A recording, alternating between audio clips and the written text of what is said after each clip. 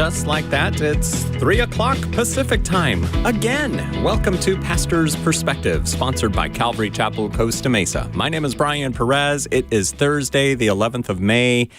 And Thursday, that means we're here for 2 hours. So if you can't call us this hour, call us next hour. We're going to be here until 5 p.m. Pacific time. Both hours will be streamed live on Facebook and YouTube too. And first hour live on the radio. Second hour recorded and played back on the radio on Monday so that we can take the day off on Monday. Well, most of us anyway. Give us a call, 888-564-6173, 888-564-6173. That's the number you see there on the bottom of your screen if you're watching on Facebook and YouTube. But the best way to get an answer to your question is to call that number, but you can send in your question on Facebook Messenger or on Instagram or by using the new form on our redesigned website, the flagship radio station's website, kwave.com, kwave.com, has a form that you can fill out on the Pastor's Perspective page to send in your question. But again, it's not the best way to get an answer. It's also not intended for email correspondence back and forth, answering your question and going, no. For that, you need to call us at 888-564-6173 and answering your questions these 2 hours, or, well, I think Richard's going to stick around for both hours. He is. Oh, good. Richard Cimino from Calvary Chapel, Costa Mesa, one of the assistant pastors there, sitting in for Brian Broderson today. And on the Bobby Cam, we've got Bobby Conway from ChristianityStillMakesSense.com. Bobby's the pastor of Image Church in Charlotte, North Carolina. And we're looking forward to speaking with you at 888-564-6173. Bobby, what is new with you? Hey, not much. Just glad to be with you guys. How you doing? Doing well. And Richard looks all right, too. Yes? Doing all right, yes. Yes, Thank you very much. Cool. All right, so let's answer one of those questions that was sent in using the form on our flagship radio station's website. Rich sent this one in. He says, aloha from Honolulu, Hawaii. Well, aloha to you, Rich.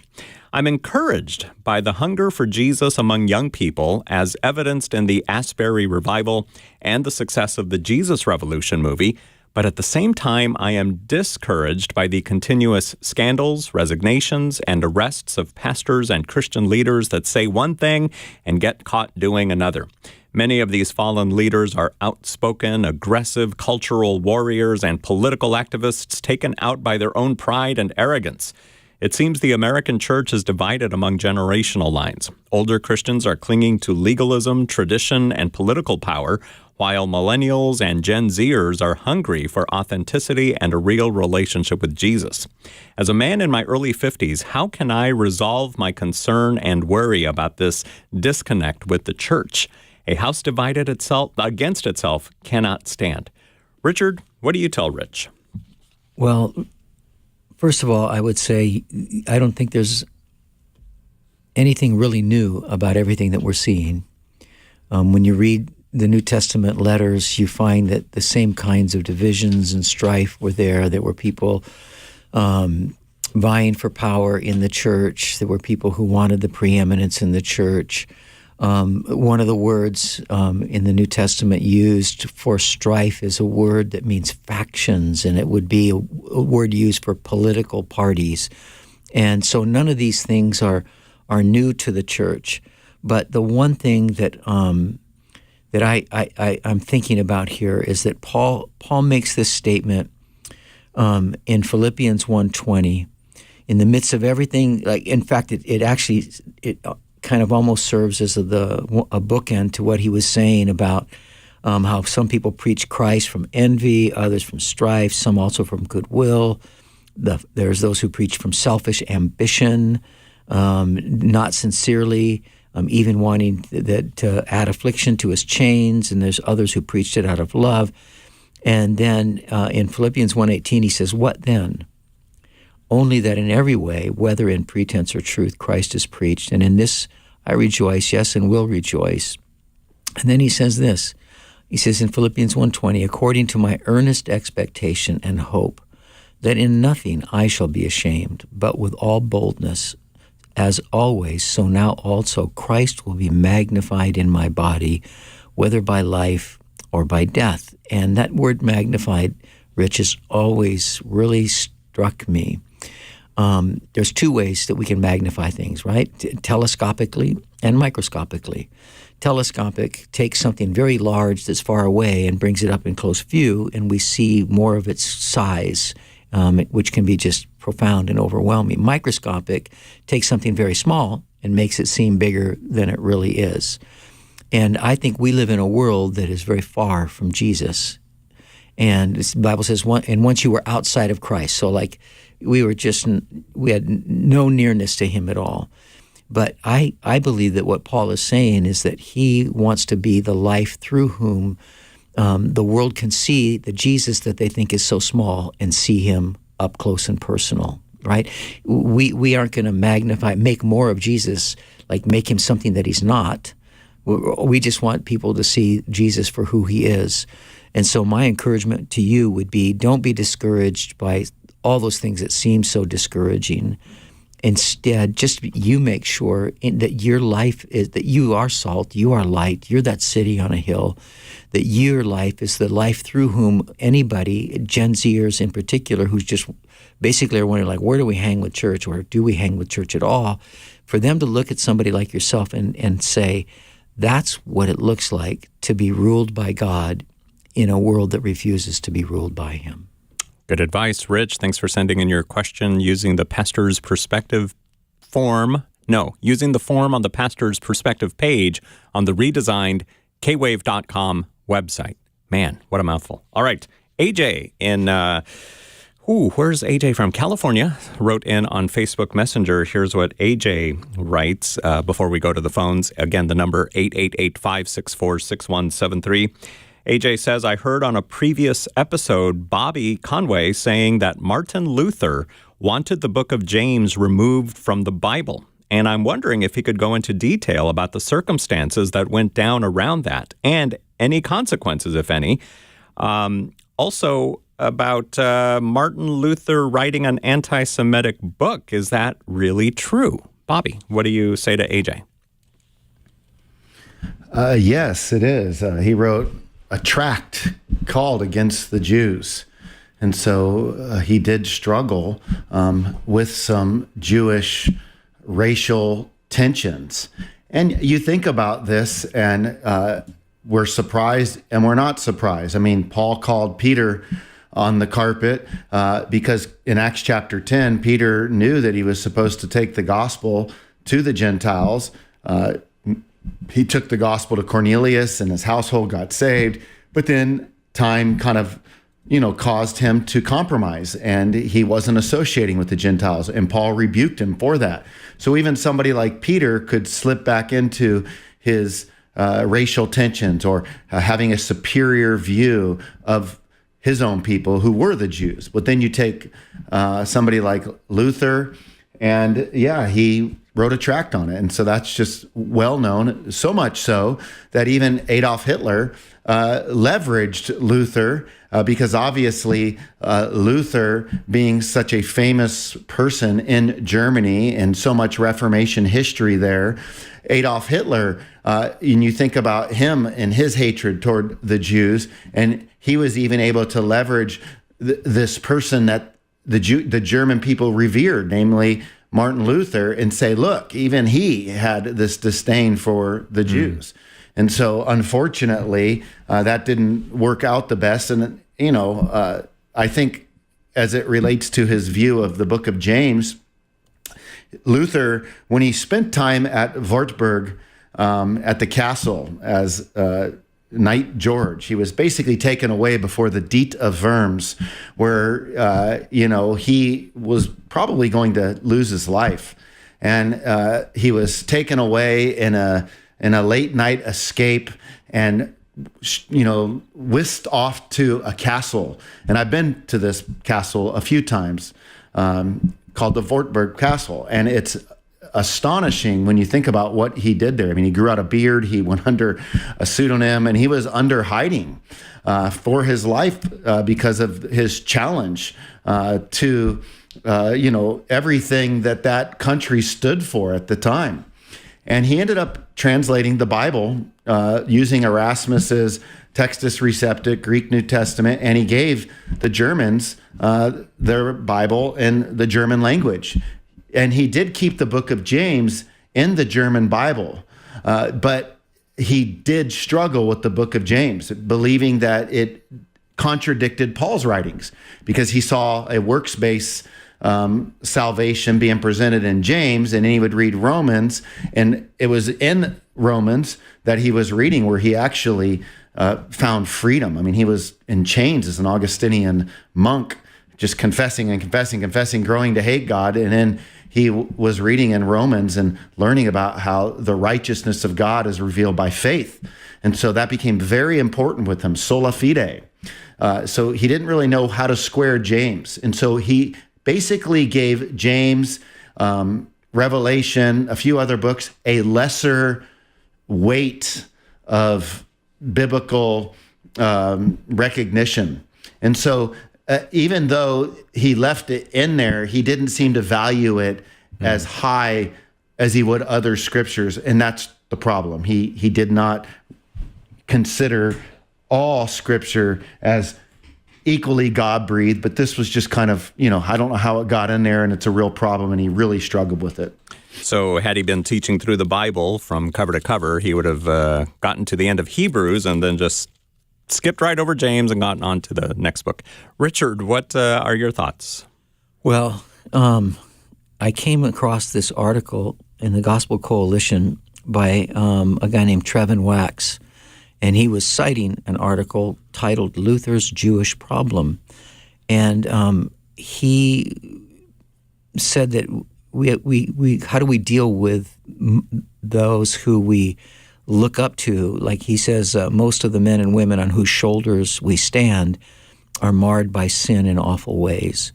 And I think we never want to have this idealized sense of the people who have gone before us, whose contributions to the church have been significant.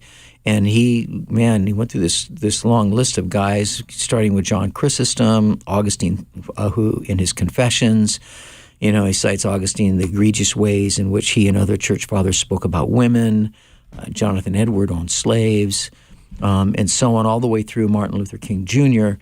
And then he made this comment. He says, but the best way to honor great men and women in the past is to do so holistically. We should not explain away their sins and imagine them as flawless, nor should we stand over them with a self-righteous posture. We can look down upon the people who care, nor can we stand over them with a self-righteous posture, and we can look down upon the people who carry us on their shoulders. And he quotes Cornelius Plantinga and says this: the sobering fact is that reforms need constant reforming, rescuers need rescue, amendments need amendment. Evil contaminates every scalpel designed to remove it. And I thought, wow, that was fairly brilliant, Mr. Plantinga.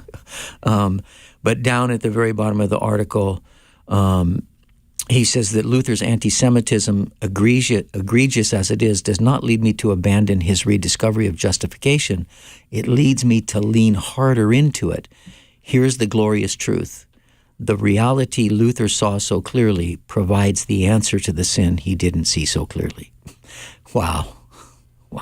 This almost goes back to our first question that we got from Rich, and how, Rich is saying that, it's these guys that are, doing all these things, resigning from their churches because of getting caught in sin and all this other stuff. So it's just another good example of keeping our eyes on the Lord. Yeah. Let Jesus be magnified. Yeah. Bobby? Well, those are great words right there. It caused me to take a peek over at that article you're talking about, Richard. And yeah, the list is long, isn't it, of people who have got black eyes. And the fact is when you look at church history, it does seem to be that time is forgiving. We forget a lot of the warts of these past Christian leaders with time. And I think that what we do need to realize is that, just because we're saved on the other side of the cross, it doesn't mean that we don't continue to struggle with some sins, and sometimes egregious sins. Nevertheless, when we do sin, It shouldn't be something that people look at and go, oh, you're giving credence that Christianity isn't true. No, our sinning just shows that Christianity is true. It's why Jesus came into the world. And, think about his own disciples. I mean, he's walking with them for 3 years. And, they're just a constant mess during that time with him. I think sometimes we want to have high expectations to follow Jesus as our moral exemplar. And we also want to have realistic expectations that we're all going to fall short of keeping that example. If you want to read that article that Richard was talking about, go to thegospelcoalition.org, thegospelcoalition.org, and don't do a search, but rather explore. That's what the Gospel Coalition's website calls it. So you're going to be looking all over the place for search. You'll see explore on the top left, and just type in the word parasite, and it'll come up fairly quickly. All right, who was that? AJ, thank you for sending in your question on Facebook Messenger. And now we're going to go to the phones until 5 p.m. Pacific time today. Call us up, 888-564-6173. That's the number to call to speak with either Bobby Conway or Richard Cimino. You know what? I'm just going to call you Rich Cimino. That way I'm kind of like, it's the best of both worlds. There Rich Cimino. El Camino. El Camino. That'll work too. Yeah. Well, you know what that means? The king. That's right. No. The way. Oh, Yeah. no. I keep telling my wife, Valerie, just call me El Camino. She's not buying it. Adam in so. California. Thanks for calling us today. How can we help you? I just grew up in church my whole life, and I've given myself to Christ and have rededicated my life, and I always seem to just fall back into sin every time. And it's always like, well, if I'm truly a Christian, then why do I keep falling away from God? That's where I'm at. Okay. Bobby, what do you say to Adam? I think that we need to evaluate our life when we get stuck in repetitive sin. There is something that we should pay attention to. There's something broken going on in our relationship to the Lord as Christians when we find ourselves in a snag. And so I think we just have to kind of do some questions and be real with ourselves. And so, okay, what is this repetitive sin? Why do I keep repeating it? And the answer is, honestly, it's not as complicated as it might seem at times. We keep sinning because we want the satisfaction that sin produces more than the satisfaction of resisting ourselves to please the Lord. And you're not alone in that, Adam. I mean, we all know what it's like to just cave into our desires and cave into our wants. But if we just constantly do it over and over again, then you get into this funky relationship with the Lord where now you even feel bad coming and apologizing because you know you're just going to do it again. And so it's like, why bother apologizing? I'm just not really ready to lay this down on the altar. And so then it causes you to start isolating from the Lord. Or some people, what they do is they start minimizing sin. They start trying to walk back God's moral demands so that they can feel better about themselves. So there's all kinds of ways that we start trying to cope with the guilt when it comes our way, through denial, through suppression, through ignoring God, through beating ourselves up. And so I would just say that the reason we sin is because we all have a love problem. I wrote a men's study called Craving God, Crushing Lust, Craving God. And I contend that lust is not our problem, craving God is. The reason we don't crush lust is because we love our lust more than God. And so the secret to crushing lust is learning to love God more than our lust. But the problem is our lust feeds us. It feels present where God can feel absent. And so it becomes a real act of faith on behalf of the believer to say, God, I want to love you more than my lust, or I want to love you more than my addiction, or I want to love you more than whatever that particular issue is. And Jesus even said, he says, if you love me, you will obey my commandments. And so that's, I think, the hardest part for me as a Christian is sinning reveals how much I don't love God. And then the question becomes, how can I love him more? How can I quit doing that? well, I've got to do some real meditation on what does love means.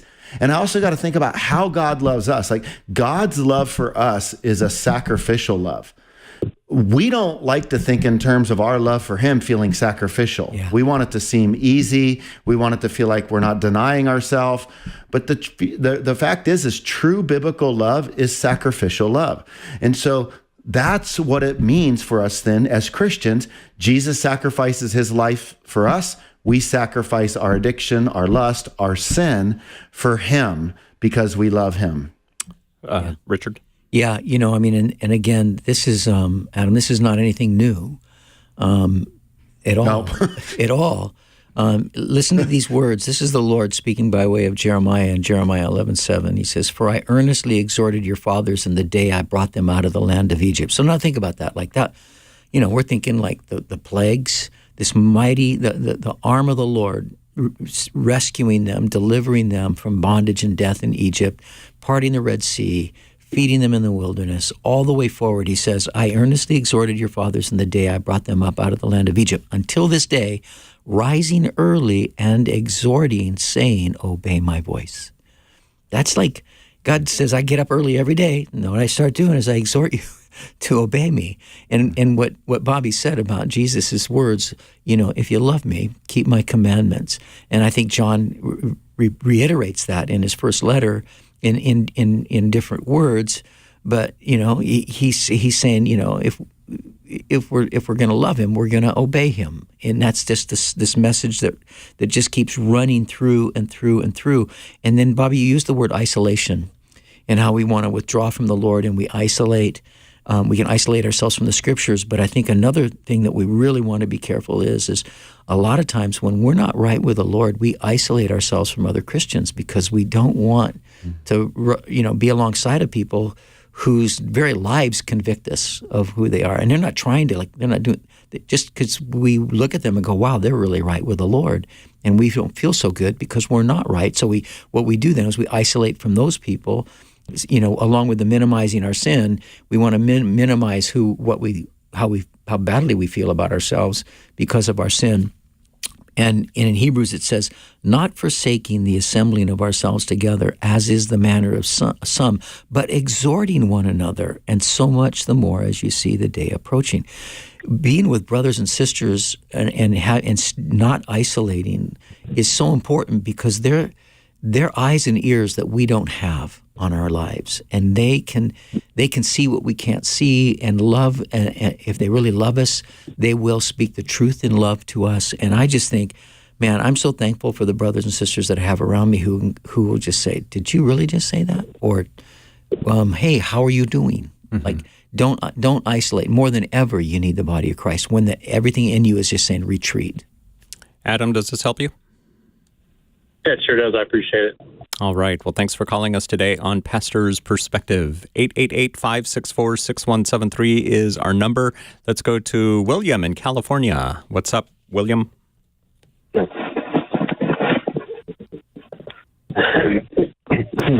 Go ahead, William. Are you there? Yep, I'm here. Hi, what's your question? So I was reading a passage here in Proverbs. Mm-hmm. Something to expand on is it's Proverbs. Proverbs chapter 30? From 28 to 31. Okay. What's your question? Well, I mean, actually, Okay, if you're on speakerphone or you have us on speakerphone or Bluetooth or something, we're having a really hard time hearing what you're asking. Yeah. So I'm trying to finish off this chapter in Proverbs, and I was hoping for a bit of a walkthrough. Well, we can't do the whole chapter. What exactly did you want to know? Well, I mean, it's in particular from 30 to 31. From 30 to 31, but again, what about it? Can you explain give me a little bit more explanation on the? I'm sorry.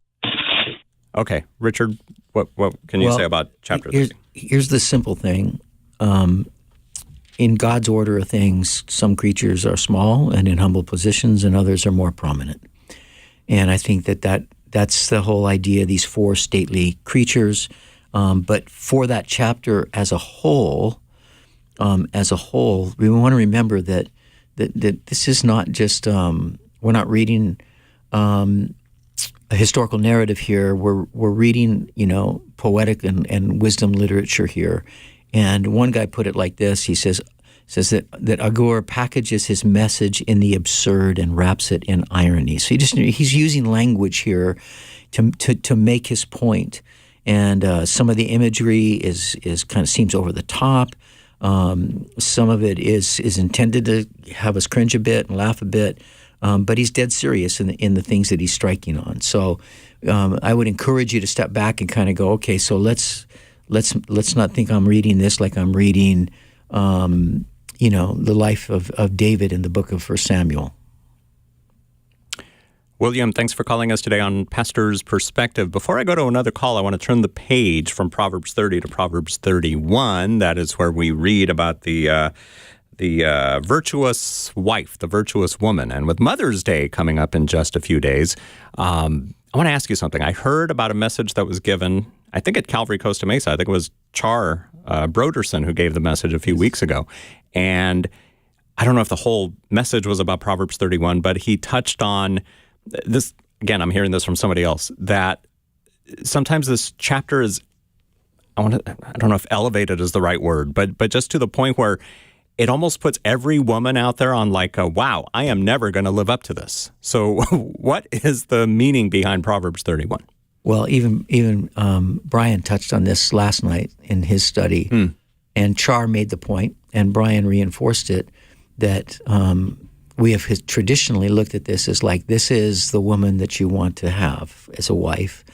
But Char said he believes that the woman is the personification of wisdom, knowledge, and understanding. And he said that those are the three words that run regularly through the book of Proverbs, and that it is wisdom, knowledge, and understanding that leads us to the flourishing life that God wants us to have. And so we want to resort to his wisdom, his knowledge, his understanding given to us in the whole counsel of God, from the Genesis 1 to Revelation, to the last verse of the last chapter in the book of Revelation.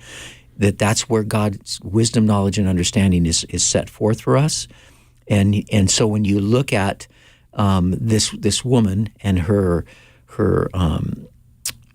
productivity, her wisdom, the way she's profitable for her family, she has a flourishing life. Mm-hmm. And he's saying this woman personifies what a life looks like when it's driven by wisdom, knowledge, and understanding, more so than this is the model woman. No, this is wisdom, understanding, and knowledge. Bobby, what are your thoughts? Yeah, I mean, well, what I like is you have, a picture that's obviously exemplary. It's not going to be the way any one woman can live. I mean, this person could hardly sleep. I mean, it's just a perfect picture, like, does everything right, so to speak. But in a similar way, if you take like the example of Jesus, none of us are going to reach his model.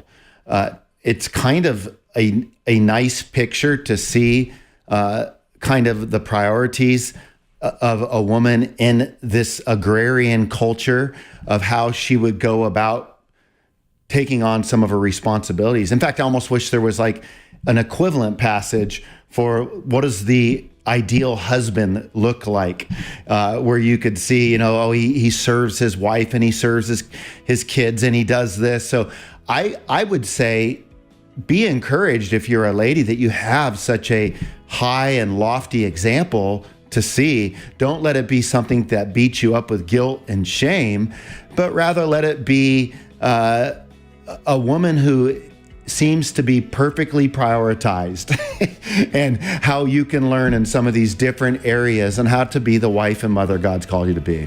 And let us be the first to say Happy Mother's Day. And we are the first because it's 4 days away from Mother's Day and we're already telling you Happy Mother's Day. All right, we'll be back with more of your questions. John, Jennifer, Ruben, everyone else, not necessarily in that order. 888-564-6173.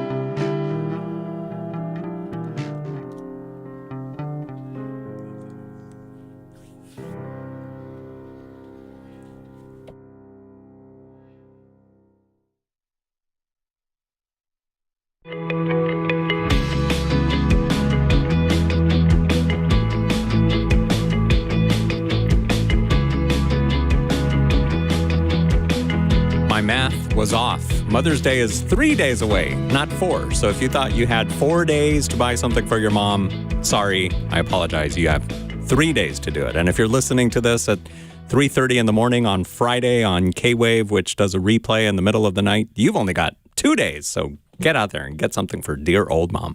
Welcome to Pastor's Perspective. Welcome back to Pastor's Perspective.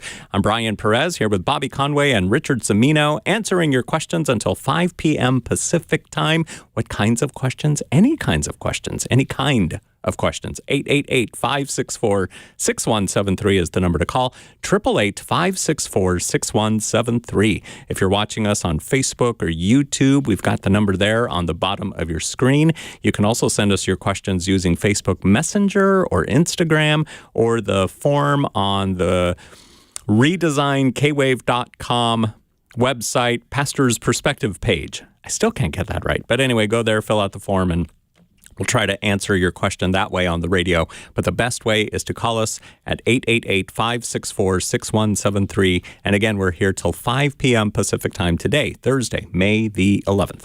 Back to the phones, 888-564-6173. To Texas we go. Here is Ruben. Welcome to Pastor's Perspective, Ruben. Thank you very much. I appreciate y'all very much. Can y'all hear me clearly? Loud and clear, yes. Probably the best connection we've had all day. All right. Well, well, great. So first and foremost, as many people do, I'd like to thank y'all very much for everything that y'all do, everything that this radio station does. It's an inspiration. It gets me to and from work. And so thank y'all and for taking the time to answer our questions. And super quick, Ruben, you're in Texas, so how do you listen to our program? On FM radio station, it's 91.1 here in Corpus Christi. Nice. All right. So what's your question?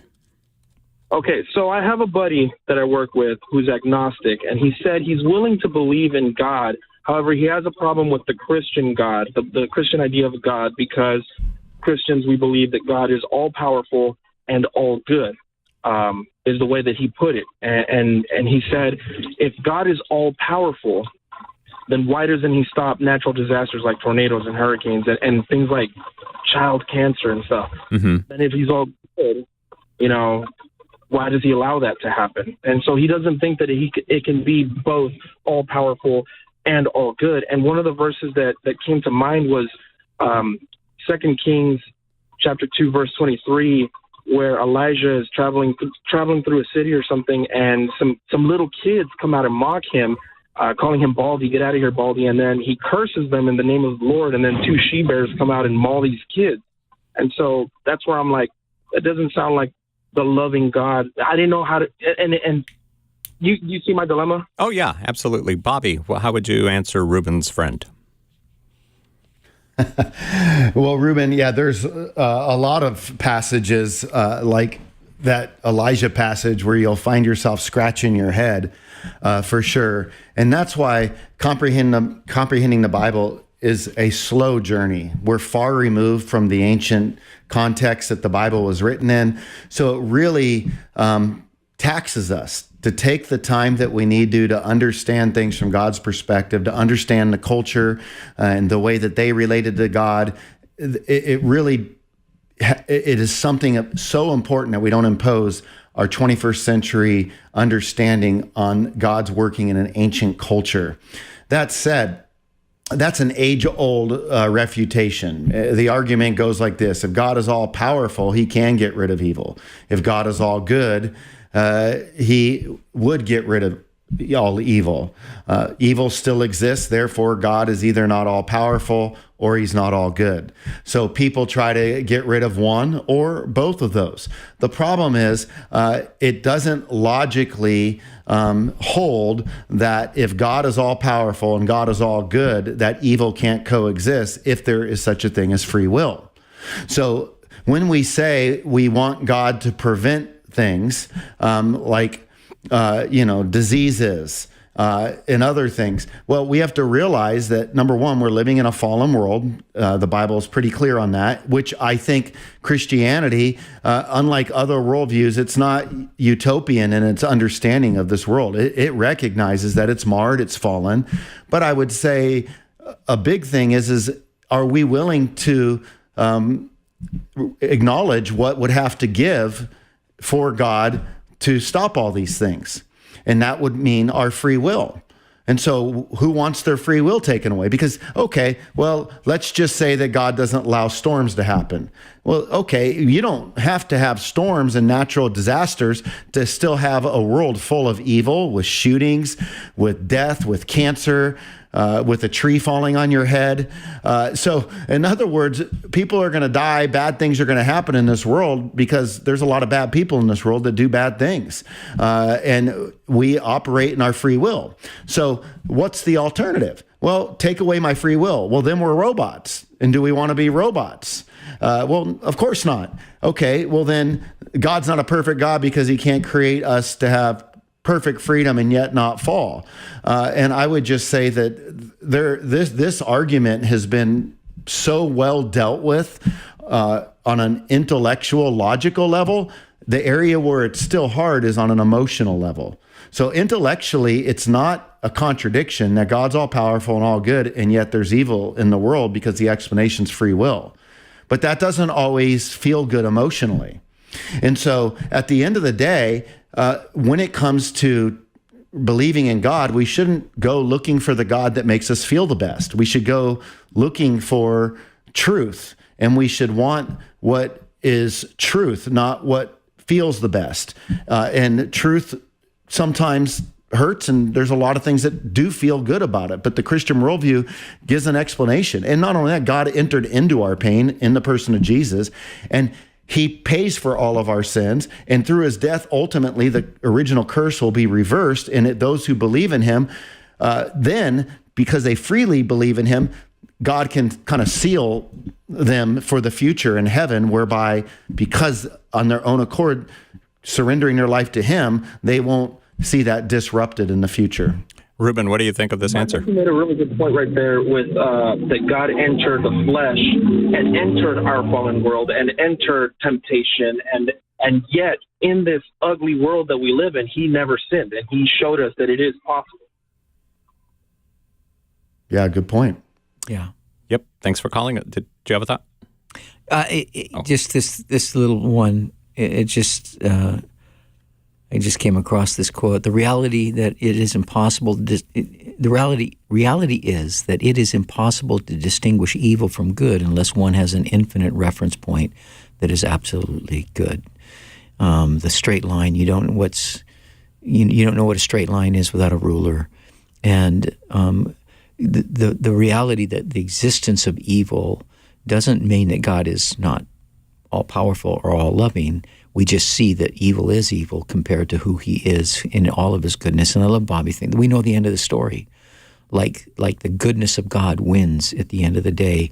And all of that along the line, he's given man free will every step along the way. So, Bobby. Yeah, and what's so great about this, I mean, speaking of an all-powerful and an all-good God, I mean, here's the God who actually deals with this problem of evil ultimately. So it is dealt with. It's just a matter of time before all that comes to fruition, when, the full eschaton comes to play its part. Yeah, yes. The one who is truth, he exposes himself to lies, the lies that led to his crucifixion. The one who is perfectly just endures the greatest miscarriage of justice in the history of Israel, which puts him on the cross, where he willingly goes so that he can literally conquer lies and injustice by his sacrificial death. So we're not looking at a God who's sitting up there going, wish I could help you, but I can't. He comes and steps into it and goes, no, I will be victorious over everything that's evil and wrong in this world. Ruben, thanks for calling us today from Corpus Christi, Texas, and for listening there on 91.1 KSGR Living Water Radio, which carries pastor's perspective every day. Thank you so much. Give us a call, folks, 888-564-6173. We're going to be here until 5 p.m. Pacific time, whether you're listening on our flagship station, K-Wave, or our sister station, KSDW, or our East Coast affiliate, Equip FM, or as Ruben did, calling us from Texas there, Corpus Christi, on Living Way Radio. Let's go to Jennifer calling us from here in California. What's up, Jennifer? Hey, Jennifer, go ahead. What is your question? Oh. Yes, you. Sorry. Okay. Oh my gosh, you can hear me. Okay. What is the pastor's opinion on public school policy regarding LGBTQ plus community, their rights, and also free speech, and being supportive of that? But at the same time, speaking about Christianity or speaking about Jesus or one's own personal beliefs is prohibited. Now, is this happening to you or at your school? What's the story? It is. It's definitely happening. I am in a network of teachers, and it's happening at more than just in my middle school. It's happening in other middle schools as well. Mm-hmm. Bobby, what do you tell Jennifer, who happens to be a teacher in the midst of all this? I do think we're going to have to come together as Christians and figure out a working philosophy for how to address this issue in the time that we live. You'll get different camps, right? You'll get some people who approach this theologically, and they're thinking about it on moral terms. And that's good. I mean, the Bible has something to say about this morally and theologically. But the danger is we might miss the pastoral side of it, the relational side of this. You get other people, they're thinking about the relational side of this issue, and they might be working so hard to validate and empathize and be there and show love that they lose sight of their moral bearings, and they lose sight of the theological purpose that Scripture has as it relates to sexuality and gender. All that to say, I think that it's going to require us to do some training inside the local church in a way that allows us to be relationally, intuitively connected to people, where they can feel love, where they can feel grace, where we can show empathy. And yet at the same token, we need some teeth to some of our ministry that allows us to hold fast to what the Bible has to say on this issue. I think that we're experiencing some real challenges right now where the LGBTQ plus community uses language constantly to make us feel like if we don't agree with them, then we don't love them. And we've got to not believe that lie that, you know, it's very possible for us to love people and just disagree with somebody. And that's what we have in this situation. But we're going to have to be a voice, and we're going to have to speak up, and the church is going to have to come out of the closet. The church is in the closet right now, but the problem is those that come out of the closet, some come out and they're all teeth and they're focused on the moral and the theological aspect. But then others come out and then they're all pillow. I mean, they're just comfort and they're love. And we have so much either or going on, and we need to figure out a way to walk this tightrope of truth and grace for such a time as this. And we can step back, and we should come up with some principles that we're equipping the church with to think through things that we can say, things that we can do, ways that we can connect. I think that that's going to be really important. I don't have all the answers, and I think it's going to be a lot of thinking through and talking through. But it's not going to be on, for those that know this is right and wrong, their big thing is going to be, how do I minister effectively? Then you got some people, they're just so good relationally. The problem is they've cast truth to the side in the name of their expert relational skills. They've compromised and diluted the truth. And we don't want that either. Richard? Yeah, a couple things come to my mind, Jennifer. One is we need to have, I think, a good working definition of tolerance, and I think tolerance is not approval of something wicked. It's how do you respond to something that you disapprove with. Like I like to eat steak. Oh. And once in a while, I'll get like a gift card or something to this place called Ruth's Chris, where you can get phenomenal ribeye. I don't tolerate Ruth's Chris ribeye, right? I really, really like it. The question is what do you do? What's your response to the steak that you really don't like at all? Or the dish that you really don't like at all? Mm. And we're being served stuff that we really don't like right now. How do we respond to that? And we cannot lay aside truth and just say, well, we all need to be tolerant. But it's how do we live once having stated clearly what we believe to be the truth? How do we then deal with those who are either indifferent to the truth we believe or adversarial to the truth that we believe? So I think that's a really big thing. And like Bobby said, we just can't just lay the truth aside just so we can all get along, right? We can't. But the truth, here's the bigger picture though, I think. Not the bigger picture, alongside of that. The truth is Jesus made it really clear the world doesn't get along with him, period. He said, the world hated me, it will hate you. He said, in this world, you're going to experience tribulation, but be of good cheer, I've overcome it. And so how do we then live as his representatives? How do we, when we've exhausted every means that we can find to deal with the problem, to deal with the issue, we could end up like the Christians in first century Rome, right? So how did they live? Like, there was no election. There was no opposition party. Caesar was Caesar, end of the deal. And they lived faithfully for Jesus, and whatever the outcome was going to be, whatever that would mean to them, they lived faithfully for Jesus, and eventually the gospel did win.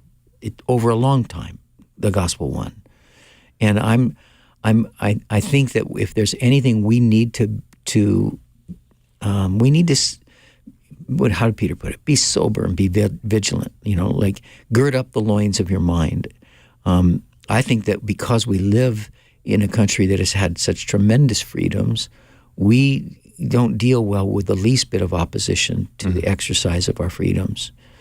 And that's not to surrender our freedoms, but how are we actually going to live in a world that is going to be making some super adversarial stances along the way? And I think we just don't want to be we just want to be faithful to Jesus, whatever it means, whatever it takes. We're going to be faithful to Jesus because we're not going to win every political election. We're not going to, the means that have before us. What do Christians? How did Christians live in countries where they were? You if you're a Christian, sorry, you die. That's the thing that is challenging to me. It's not so much like are we going to be able to organize? Can we do this and that and the other? We're really good at organizing. We really can, and we can encourage one another to go out and vote for that person that you think best is going to maintain liberty for us, so that we can live openly and faithfully for Jesus. But what if we lose those things? What do we do? Yeah, that's my challenge. So, yeah, Bobby.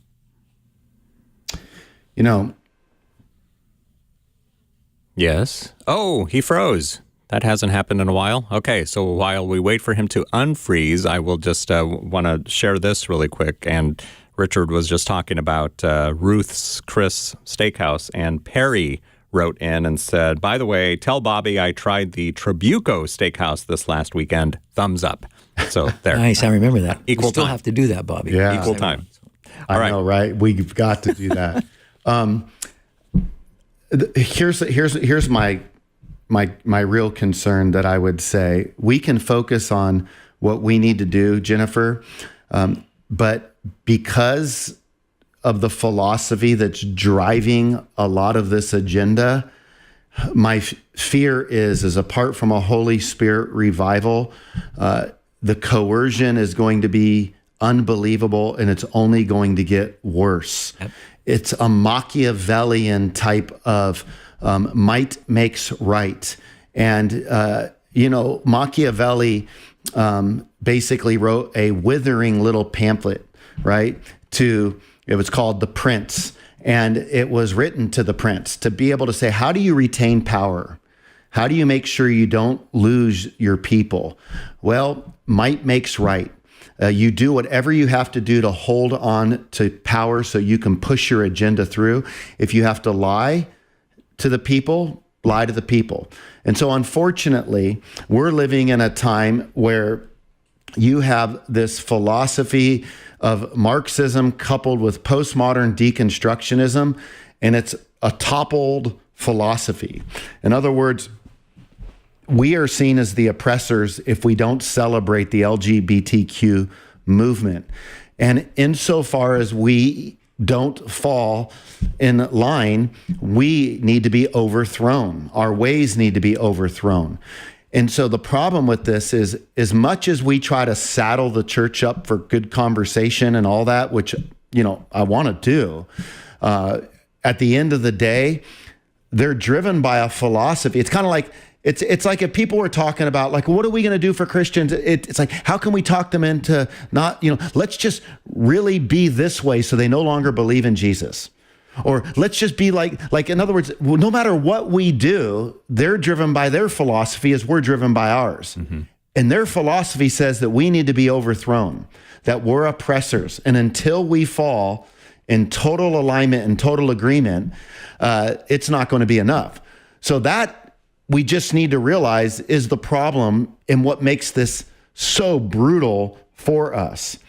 But what can we do to kind of lessen the blow a little bit? I think when you get black and white people that see the truth of Scripture, but then they speak immediately from that posture, they burn relational bridges. And I think that if somebody, for example, struggling with sexual identity, gender dysphoria, which, by the way, 25% of our Gen Zs are supposedly struggling with this.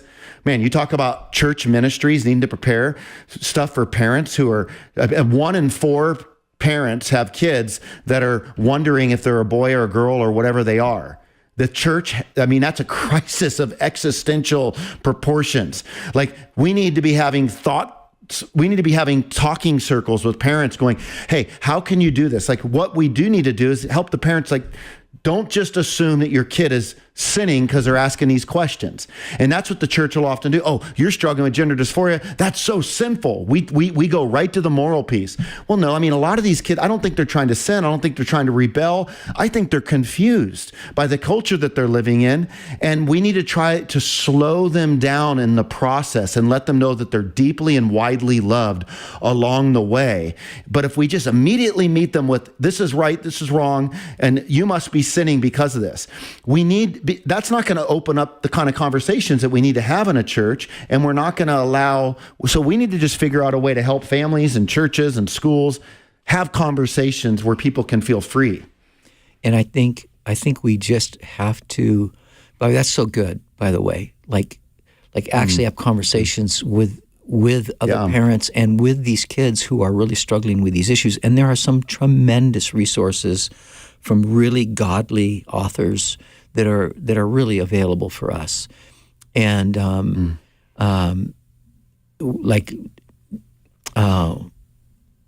Alberry's book, what does God say about our bodies? Mm-hmm. What does the Bible say about our bodies? That's so good. It's just, and it's so helpful, and it's so rational, it's measured, and it's true. But again, I think the fear is the kind of fear that is kind of lingering over Christians today is that we're just an election away from losing all of our rights. Mm-hmm. That's true every election, right? Like, what is this new? Like, when is this like news for us? Like it, whether it's first of all, generally speaking, it's bite by bite that we lose those things. But there have been Christians who've had no rights ever, and we just need to have a little heart check. Like, why do we think we are the only people in place and time in which we should never lose our rights? Mm-hmm. Meaning politically. or ideologically, because there have been Christians who they've never had rights, and they still live faithfully for Jesus. And I think both of those things, if we can kind of come to grips with both of those things, I think that would be a great thing for the church. Yep. 30 seconds, Bobby. Well, those are great words right there, Richard. I mean, it is true. We're very fortunate as a country to have had the rights that we have. I do think we should do whatever we can, though, to speak up for those rights. I think that, I agree. As a teacher, I would encourage you to be networking with teachers that are in alignment with you, with your views, and just trying to figure out a way to converse about this. I wish we could just try to say, is there a way that we could be agreeable to try to meet somewhere? Like, people are just wanting us to throw out our convictions completely, and that's never going to happen. But it's probably never going to happen either. They're just going to all drop what they believe. So how do we work together moving forward? And I think, too, it'd be great for parents, for Christian parents, to collaborate in terms of resources, for their kids. Yes. The school tells you these things, get them home, and then walk through them with your kids. Second hour coming up. Pastor's Perspective, sponsored by Calvary Chapel, Costa Mesa.